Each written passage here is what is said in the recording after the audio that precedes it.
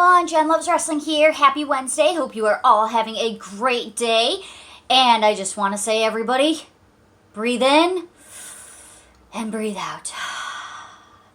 What an exciting, crazy, long week of wrestling we just completed as of last night. Starting with last week, a week ago today exactly, we had TakeOver Night 1, Thursday TakeOver Night 2, and NXT UK Prelude. Friday SmackDown, Saturday WrestleMania Night 1, Sunday WrestleMania Night 2, Monday Night Raw, and Tuesday Night NXT. Wow, and you made it through, so congratulations on that. And also, not only did you make it through, but you are back for more wrestling content here at Gen XT, here at Jen Loves Wrestling. So without further ado, this video, which I hope does not fail to deliver for you guys, is going to be about 12 standout matches from the week and 3 that failed to deliver. And if you do the math, the first thing you will realize is that is 15 matches. We are not covering every single match that happened this week. That is just a daunting task, and I'm sure neither you nor I want this video to be 2 to 3 hours long.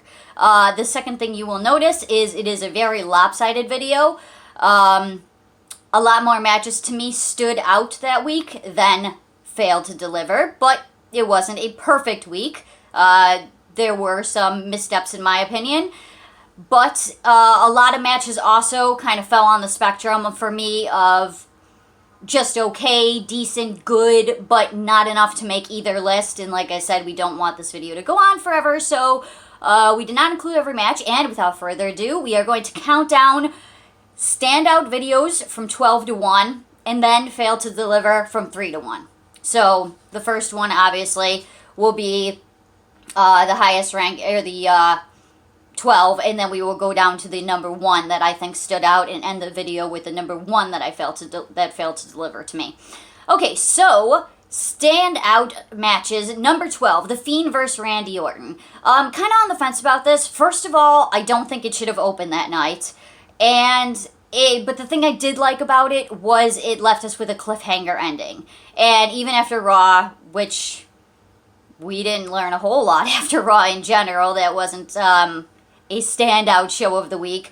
But even after Raw, we're still left with a lot of questions. No complaints there, though. I like the whole cliffhanger thing. I thought it was very interesting. I love the gigantic Jack in the Box, too. That was really cool. Number 11, Rhea versus Asuka. Congratulations to Rhea Ripley. This is a huge moment for her. So happy for her. Same thing goes with number 10, Raquel versus Io.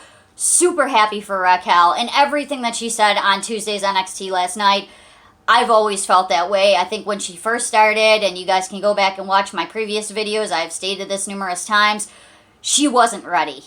But she did work her butt off, and you could tell, and that work showed, and it paid off, and she is your new NXT Women's Champion. Very happy for Raquel Gonzalez there.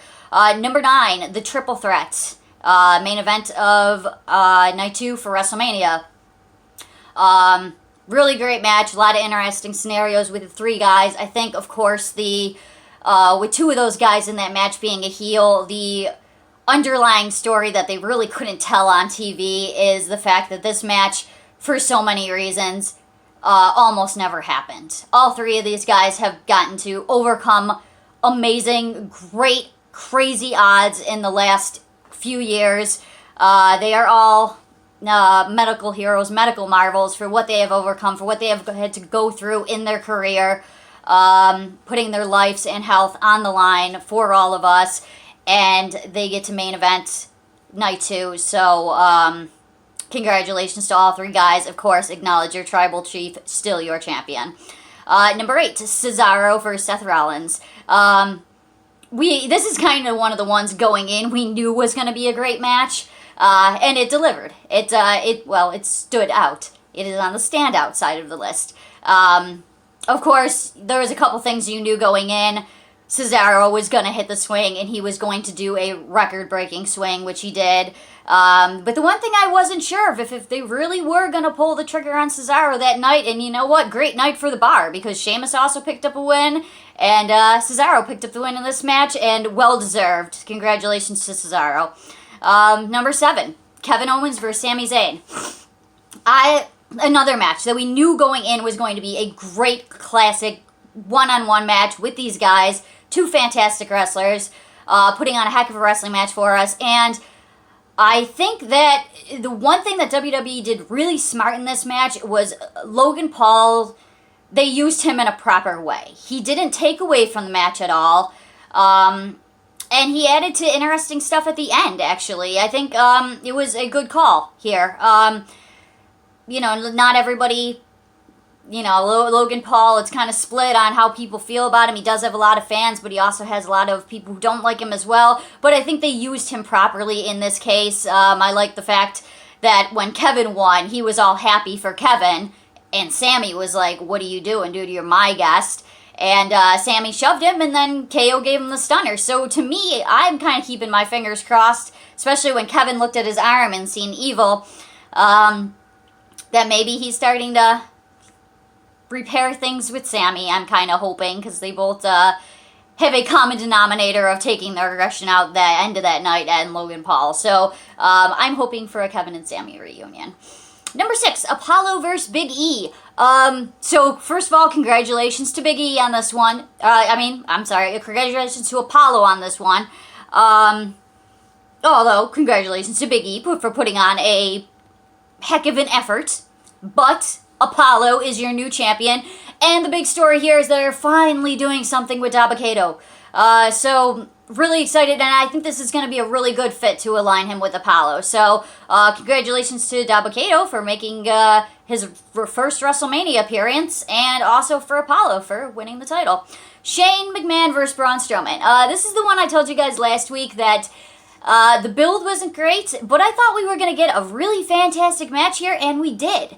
And you know what? They tied up the story at the end, which I really liked too. There was a couple things that I really liked about this match. Of course, you're going to see Shane McMahon doing crazy, insane Shane McMahon things. Always a crazy amount of respect for Shane McMahon. I love him so much.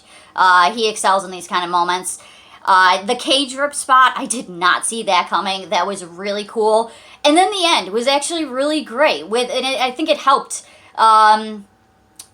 I can't say that I'm for.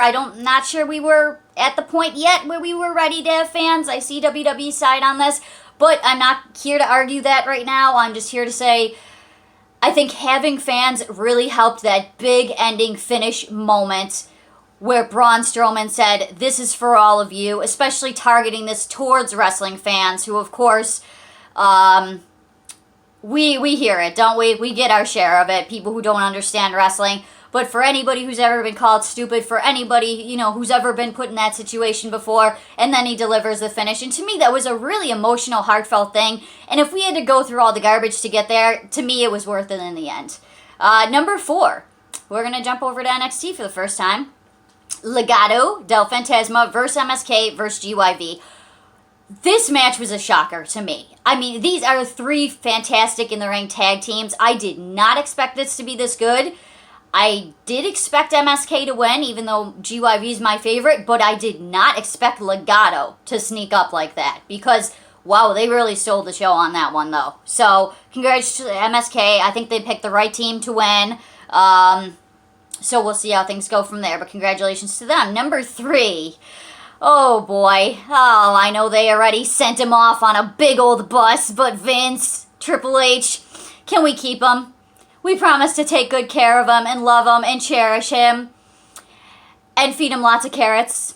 It's Bad Bunny versus Damian Priest. Bad Bunny and Damian Priest, rather, versus The Miz and John Morrison. Wow. I mean, I don't need to tell you guys. You've read the headlines. You've seen the articles and everything across the world. Bad Bunny, my gosh, did he shock. I mean, he came into this with a ton of respect for the business, a ton of appreciation for it, a ton of love for it, and it really showed at WrestleMania. Wow. It's really all I can say.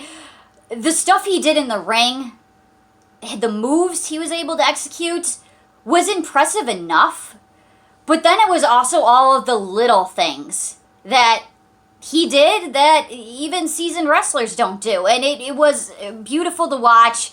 There was a ton of stuff in that match that made me go, wow, he really was paying attention. He didn't just go in there, collect a paycheck, nor did he just go in there and, yes, he busted his butt at the Performance Center, but he also listened because he did so much there that was extremely impressive to me. So, wow, Bad Bunny. Oh, I wish you could stay, but I understand you got to go and do your thing. Number 2, AJ Styles and another surprising debut at WrestleMania, almost, versus The New Day. This is another one where this was one of the matches I was looking the most forward to the whole week. I had a feeling almost was going to be good. I did not expect this match to be really as close to perfect as they could have gotten. This match was, from a storyline perspective, from a storytellers in the ring, you can't get much closer than this. Executed so well. Congratulations to Omos on his debut, but everybody here really told a phenomenal story, and no pun with AJ, but and that's why this one is so high up, because if you watch what they were trying to tell you in the ring, they did it damn near perfect. Number 1, Volta vs. Ciampa. Even though I still have yet to receive my big payoff for this, which is Timmy coming home to Ring Conf, to Imperium. These two put on, oh my gosh, the match of the whole week, in my opinion. His match versus Rampage, Walter's match versus Rampage on UK Prelude, yeah, I mean, I was expecting more, especially following this match, but this match was so good, so hard-hitting, so intense, so crazy. My favorite match of the whole week. Now, the 3 that failed to deliver. Number 3, Bobby Lashley versus Drew McIntyre. And yes, I know you guys are probably going to want to beat me up in the comment section a little bit about this. Boom, boom, boom, bring it on. My biggest problem with this that I was not able to get over was Lashley kicking out of not 1, not 2, but 3 Future Shock DDTs. I will say it till I'm blue in the face. I've said it multiple times before. This is a wrestling hill I am willing to die on. The DDT is not a mid-match finisher. I will allow 1 because this was a championship match. This was a big match on WrestleMania stage.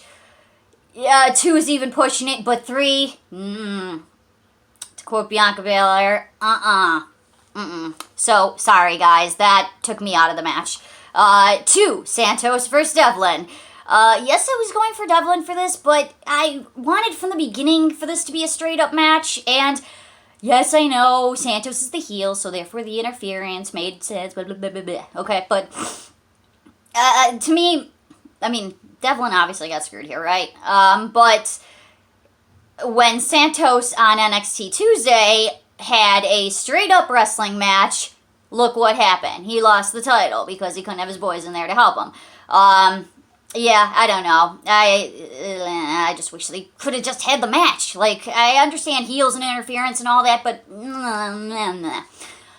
Number 1, Adam Cole versus Kyle O'Reilly. This one should have gone a lot harder. This was a little tame for my taste, especially with the whole build-up with these guys.